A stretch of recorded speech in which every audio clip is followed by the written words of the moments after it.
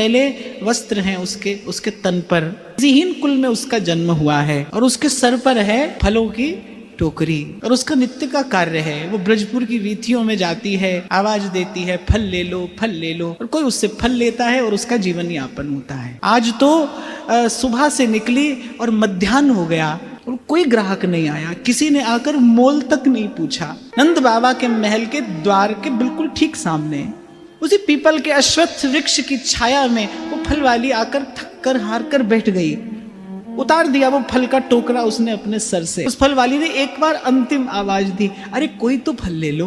जब कोई नहीं आता मेरे शाम आते हैं। हाँ, श्री कृष्ण दूर खड़े देखते हैं कि पीपल के पेड़ की छांव में कोई वृद्धा बैठी है, उसके पास में रखा है फलों का टोकरा।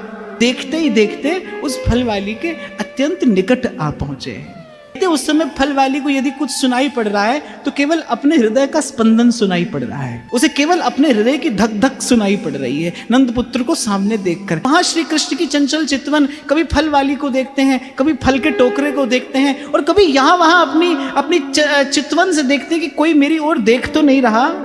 फल लूंगा, मैं फल पाऊंगा। और श्री ठाकुर जी का वीणा विनिंदिक वो स्वर, मन प्राणों को झनकृत कर देने वाली वो वाणी जब कान में पड़ी, आज तो उस फल वाली के प्राण केवल श्री कृष्ण की इच्छा से ही थमे हैं, नहीं तो मानव मन और बुद्धि में इतना आनंद झेल पाने की सामर्थ्य नहीं है। उसने कहा कि नंद लाडले, फल तो मैं तुम्हें दूंगी, पर मुझे मोल क्या दोगे? बड़े भोले भाले मुख से उस फल वाली से कहते हैं, मोल क्या होता है? ये शब्द तो मैंने पहली बार सुना है, मोल क्या होता है? और ठीक है भाई, ये तो प्रेम देव है, ये व्यापार की भाषा नहीं जानता, ये मोल और भाव करना जानता नहीं, इसलिए मोल क्या होता है ये श्री कृष्ण क्या जाने। उन्हें नहीं पता मोल क्या होता है, किसे मूल्य चाहिए, फल वाली को मूल्य कहां चाहिए। पर दो घड़ी ये नंद लाडला और दृष्टि का विषय बना रहे, दो घड़ी इससे और बात हो जाए, ये कुछ कह दे और मैं कुछ सुन लूं, मैं कुछ कह दूं और ये कुछ सुन ले, बस दो घड़ी इससे बात हो जाए। इसीलिए फल वाली ने कह दिया कि मूल्य क्या दोगे? तो श्री ठाकुर जी इतना समझ गए कि यदि मैं इसे कुछ लाकर दूंगा तो ये मुझे फल देगी। श्री ठाकुर जी दौड़ कर गए और श्री ठाकुर जी के जाते ही वो फल वाली इतनी निराश हो गई, आए मुझ अभागी ने ये क्या किया, नंद नंदन मुझसे फल लिए बिना ही चले गए, मैं उनसे मोल भाव करने लगी, ये मूल्य जैसा शब्द ही मैंने उनके सामने क्यों कहा। और वहां श्री कृष्ण दौड़ कर गए, उसके प्राण पखेरु उड़ ही जाते, और इतने में वहां नंद बाबा के प्रांगण में धान्य के अंबार लगे थे।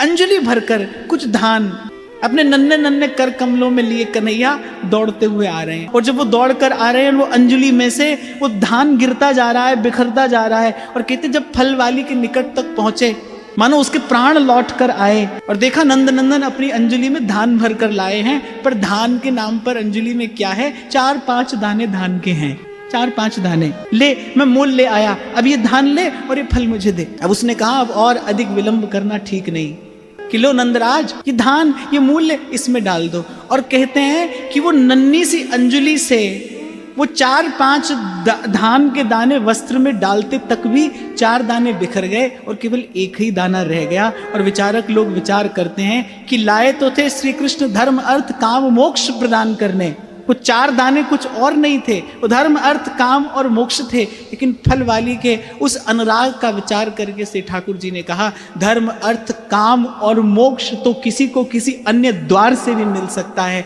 मुझ तक जीव आया है तो उसको केवल प्रेम दान ही करना चाहिए। सबसे ऊंची प्रेम। फल वाली कहने लगी कि नंद लाडले क्या इस एक दाने के बदले में तुम्हें सब फल दे दूं? श्री ठाकुर जी ने कहा हाँ लूंगा तो मैं सब फल लूंगा, मैं अपूर्ण कुछ स्वीकार नहीं करता, मैं आधा अधूरा कुछ नहीं लेता। यदि आज फल लूंगा तो पूर्ण फल लूंगा, आज तुझे सदा सदा के लिए इस बोझ से इस भार से मुक्त कर दूंगा। श्री ठाकुर जी ने कहा तू मुझ तक आई है और मैंने तुझे प्रेम दान करने का संकल्प किया है, और श्री कृष्ण हैं भी ऐसे भाई, वो एक हाथ से लेते हैं और सहस्त्रों हाथों से प्रेम का प्रतिदान करते हैं, इसीलिए कृष्ण कृष्ण है। तो उस फल वाली के मन में ये भाव है, किसी प्रकार इसे गोद में बैठा लेती, ये अपने मुख से मुझे एक बार माँ कह देता, मेरे जन्म जन्म की साध पूरी हो जाती। और वहां अंतर्यामी कैसे उसे वंचित रख देते। श्री ठाकुर जी ने जैसे मैया को पुकारते हैं ऐसे उस फल वाली को पुकारते हुए कहा, अरे मैया अब तो मुझे फल दे दे। और जैसे ही उसका कर श्री ठाकुर जी ने अपने कर कमल से स्पर्श किया, फल वाली को और क्या चाहिए था, केवल इतना ही तो चाहती थी, एक बार नंद नंदन मेरी गोद में आकर बैठ जाए। एक और बात मैं आपको निवेदन करूं, श्री कृष्ण के सन्मुख जाकर यदि आपका कुछ मांगने का मन हो, समझना आप श्री कृष्ण का दर्शन नहीं कर रहे हैं। इस त्रिलोकी में एक वही ऐसे हैं जिनको देखकर मांगने की नहीं देने की इच्छा होती है। मैं बलिहार प्यारे जो, बलिहार प्यारे जो। और कहते हैं कि उसके बाद उस फल वाली को कभी किसी ने नहीं देखा। श्री कृष्ण के इस प्रेम दान का स्मरण करती, चिंतन करती, ध्यान करती, वो श्री कृष्ण की उसी प्रेम माधुरी में विलीन हो गई। और वहां गोपियां मैया से क्या कहती है कि इसने उस फल वाली का स्पर्श किया है, छूना नहीं, इसे स्नान करना। कहते मैया के नेत्र सजल हो गए, मैया के नेत्रों से प्रेमाश्रु ढरक पड़े। और मैया क्या कहती है कि अरे विधाता करे, मेरा कन्हैया संसार की हर स्त्री की गोद में जाकर बैठे, उसे माँ कहे और उससे आशीर्वाद प्राप्त करे। ऐसी यशोदा मैया है।